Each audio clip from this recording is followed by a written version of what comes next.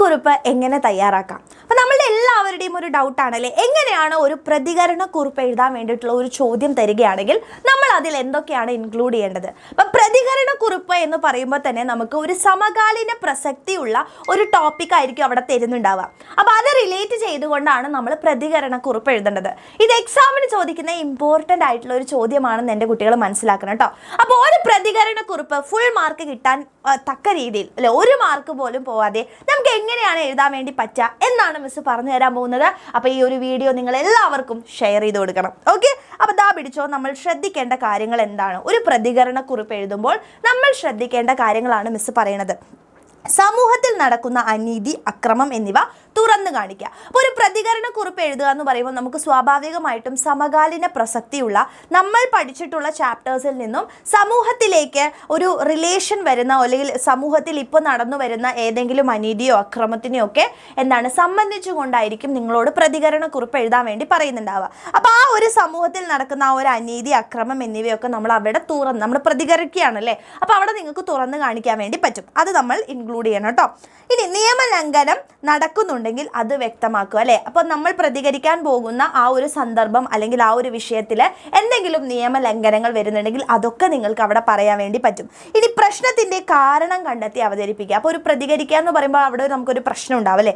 ആ പ്രശ്നം എന്തുകൊണ്ടാണ് ഉണ്ടാവുന്നത്, അതിൻ്റെ കാരണം നിങ്ങൾ അവിടെ എന്ത് ചെയ്യണം, കൃത്യമായിട്ട് വ്യക്തമാക്കാൻ വേണ്ടി ശ്രമിക്കുക.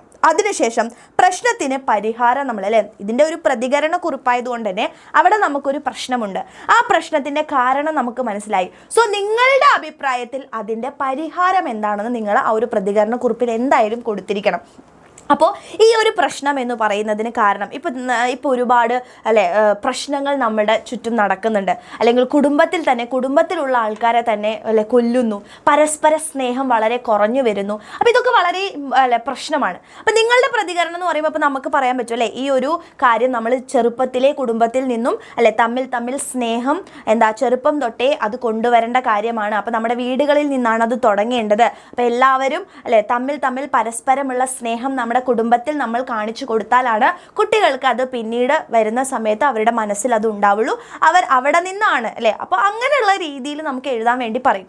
അപ്പോൾ ആ ഒരു കാര്യങ്ങൾ, അപ്പോൾ എന്താണോ നിങ്ങൾ ഉദ്ദേശിക്കുന്നത് അല്ലെങ്കിൽ ആ ഒരു പ്രശ്നം എന്താണ്, അതിൻ്റെ കൃത്യമായിട്ടുള്ള ഒരു പരിഹാരം നിങ്ങൾ അവിടെ എഴുതി കൊടുക്കുകയാണ് വേണ്ടത് കേട്ടോ. ഇനി ആകർഷകമായ ശൈലി, പ്രയോഗം എന്നിവ ആവശ്യമാണ്. അപ്പോൾ പ്രതികരണക്കുറിപ്പ് എഴുതുമ്പോൾ വെറുതെ നിങ്ങൾ പറയുന്ന ഭാഷയിലല്ല എഴുതേണ്ടത്, അത് വളരെ കൃത്യമായിട്ട് ആകർഷകമായിട്ട് എഴുതണം.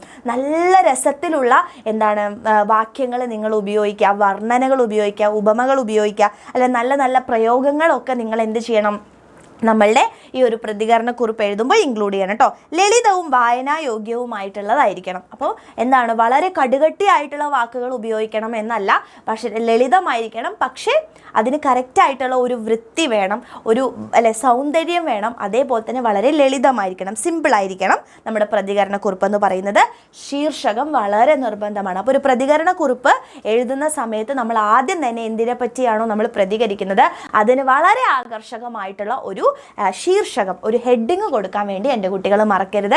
എന്തെഴുതുമ്പോഴും പാരഗ്രാഫ് തിരിച്ചെഴുതാൻ വേണ്ടിയിട്ടും എൻ്റെ കുട്ടികൾ ശ്രദ്ധിക്കുക, ഖണ്ഡികകൾ തിരിച്ചെഴുതാൻ വേണ്ടി ശ്രമിക്കുക. ഓക്കെ, ഇത്രയും കാര്യങ്ങൾ എൻ്റെ കുട്ടികൾ ശ്രദ്ധിക്കുകയാണെങ്കിൽ ഉറപ്പായിട്ടും പ്രതികരണക്കുറിപ്പിന് ഒരു മാർക്ക് പോലും എൻ്റെ കുട്ടികളുടെ കയ്യിൽ നിന്ന് പോയില്ല. ഓക്കെ, അപ്പോൾ ഏതൊക്കെ പ്രതികരണക്കുറിപ്പുകളായിരിക്കും നമ്മളുടെ അടിസ്ഥാന പാഠാവലിയിൽ നിന്ന് ചോദിക്കുക എന്ന് എൻ്റെ കുട്ടികൾക്ക് അറിയണമെന്നുണ്ടെങ്കിൽ ഇന്നത്തെ ലൈവ് നിങ്ങൾ എന്തായാലും അറ്റൻഡ് ചെയ്യുക. മാക്സിമം നിങ്ങൾ ഫ്രണ്ട്സിനെ എല്ലാവരെയും കൂട്ടിയിട്ട് കറക്റ്റായിട്ട് നമ്മളുടെ ലൈവിലേക്ക് വരാം. അപ്പോൾ ഇതേപോലെ നിങ്ങൾക്ക് സിസ്റ്റമാറ്റിക് ആയിട്ടൊക്കെ ആദ്യം മുതലേ പഠിച്ചൊക്കെ പോകണമെന്നുണ്ടെങ്കിൽ നമ്മുടെ സൃഷ്ടി ബാച്ച് ഉണ്ട്, നിങ്ങളുടെ 7ാം ക്ലാസ്സിൻ്റെ ബാച്ചാണ്. അപ്പോൾ അതിലേക്കൊക്കെ ജോയിൻ ചെയ്ത് ഇപ്പോഴേ വെക്കുകയാണെങ്കിൽ ഏറ്റവും അടിപൊളിയായിരിക്കും. ജോയിൻ ചെയ്യാൻ താല്പര്യമുള്ളവരെല്ലാവരും എന്ത് ചെയ്യുക, ജോയിൻ ചെയ്യുക. ഓക്കെ മക്കളെ, താങ്ക് യു.